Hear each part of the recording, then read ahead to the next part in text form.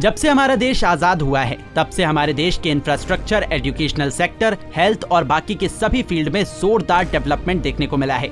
लेकिन इंडिया, जिसके पास इतनी ज्यादा जनसंख्या है और रिसोर्सेज बेहद कम, तो उसने इतना ज्यादा डेवलपमेंट आखिर कहां से कर लिया? दरअसल ये सब हुआ है दूसरे देशों से कर्ज लेकर। जी हाँ, आपने सही सुना। आज की वीडियो आपके होश उड़ा कर रख देगी, क्योंकि आज की इस वीडियो में हम आपको बताएंगे कि भारत के ऊपर कितना देशी और विदेशी कर्ज है। तो चलो शुरू करते हैं। बात शुरू होती है 1947 से। 1947 हर एक भारतीय के लिए वो साल जिसने सबकी किस्मत को बदल कर रख दिया, क्योंकि इस दिन हमारा देश आजाद हुआ था और यहीं से शुरू होता है देश की डेवलपमेंट का सफर। लेकिन भारत के लिए ये सफर आसान नहीं था, क्योंकि उस वक्त भारत बहुत खराब कंडीशन में था। उसके पास ज्यादा रिसोर्सेज भी नहीं थे, इसलिए भारत ने देश विदेश से कर्ज लेकर अपनी डेवलपमेंट करनी शुरू कर दी। और 1948 फाइनेंशियल ईयर से शुरू होकर 2014 फाइनेंशियल ईयर तक भारत के ऊपर देश विदेश का लगभग 55 लाख करोड़ रुपए का कर्ज हो चुका था। हालांकि इसमें से काफी सारे कर्ज को सरकार चुका भी चुकी थी और कुछ को उतारने की कोशिश कर रही थी। लेकिन फिर एकदम से देश में सरकार चेंज होती है और 2014 से 2023 तक के 9 सालों में सरकार पर यह कर्ज बढ़कर 3 गुना हो जाता है। जी हाँ, हम एकदम सही कह रहे हैं। अभी प्रेजेंट में भारत पर देश और विदेश का लगभग 155 लाख करोड़ का कर्ज है, जो कि एक बहुत ही बड़ी रकम है। अभी विपक्ष यानी कांग्रेस ने मोदी गवर्नमेंट को घेरने की कोशिश करते हुए जनता के सामने इस फैक्ट को रखा है कि आखिर मोदी सरकार ने ऐसा क्या कर दिया कि 9 सालों में देश का कर्ज 3 गुना बढ़ गया।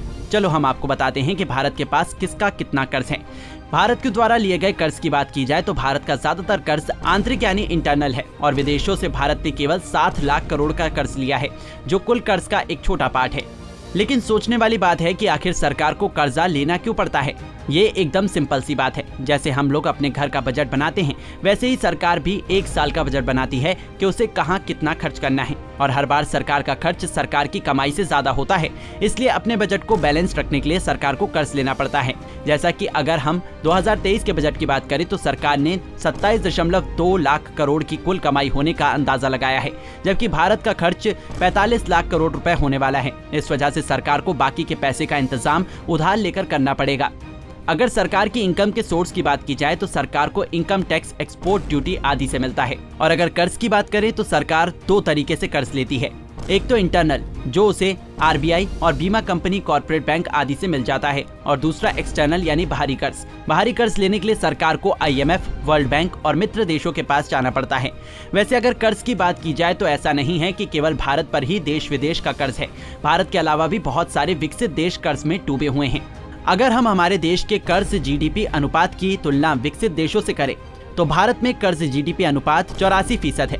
लेकिन अगर हम अमेरिका और जापान जैसे देशों की बात करें तो अमेरिका का डेब्ट टू जीडीपी रेशियो 120% है, जापान का 200% है और फ्रांस 115% के साथ इस लिस्ट में तीसरे नंबर पर बना हुआ है। वहीं अगर हम ब्रिटेन की बात करें तो ब्रिटेन में डेब्ट टू जीडीपी रेशियो 105% पर है। तो इन आंकड़ों को देखते हुए ये नहीं कहा जा सकता कि भारत पर कुछ ज्यादा ही तेजी से कर्ज बढ़ रहा है। लेकिन अगर पहले की बात करें तो पिछले 67 सालों में हालांकि कम कर्ज लिया गया, लेकिन ये भी तो देखना चाहिए कि तब डॉलर के मुकाबले रुपया अच्छी कंडीशन में था और पैसे की वैल्यू भी ज्यादा थी। पर फिर भी सोचने की बात है कि आखिर सरकार पर इतनी तेजी से कर्ज कैसे बढ़ गया। तो चलो हम इस मामले में आपकी नॉलेज को बूस्ट कर देते हैं। एक्चुअली में इन सारी प्रॉब्लम की जड़ कोविड-19 है, क्योंकि कोविड-19 के पहले सरकार ने प्रो बिजनेस नीतियों के चलते टैक्स कम कर दिया था और कॉर्पोरेट टैक्स में 1.6 लाख करोड़ रुपए की छूट दे दी थी, ताकि देश में बिजनेस को बढ़ावा मिल सके। इस वजह से भारत पर कर्जा तेजी से बढ़ गया और इस डेब्ट को पूरा करने के लिए सरकार को और ज्यादा उधार लेना पड़ा। लेकिन ये सब कुछ ठीक हो जाता अगर पेंडेमिक ना आता। ये सारी प्रॉब्लम तो कोविड-19 ने खड़ी कर दी, क्योंकि सरकार ने बिजनेस पर्सन को टैक्स में छूट देकर बिजनेस को बढ़ाने की कोशिश की थी। लेकिन कोई भी बिजनेस तभी बढ़ता है जब डिमांड जनरेट होती है, पर कोविड-19 की वजह से कोई डिमांड जनरेट नहीं हो पाई, जिसकी वजह से लोगों के बिजनेस नहीं चले और सरकार कर्ज में डूब गई।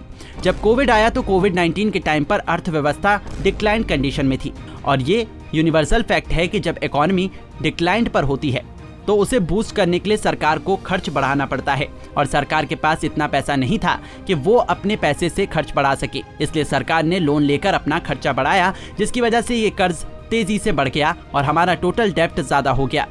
अब अगर बात की जाए जब देश के ऊपर कितना कर्जा है, तो इस हिसाब से तो हर इंडियन लगभग 1,20,000 के कर्ज के नीचे दबा हुआ है, जो अपने आप में ही एक बड़ी रकम है।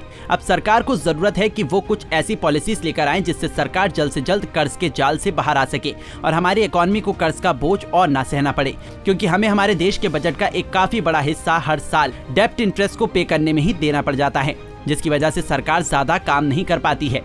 ये थी हमारी आज की वीडियो। वैसे आपकी इंडिया और इंडिया पर हो रहे कर्ज के ऊपर आपकी क्या राय है, हमें कमेंट करके जरूर बताइएगा। साथ ही अगर आपको ये वीडियो पसंद आया है तो इसको लाइक करके हमारे चैनल को सब्सक्राइब करना बिल्कुल ना भूलें।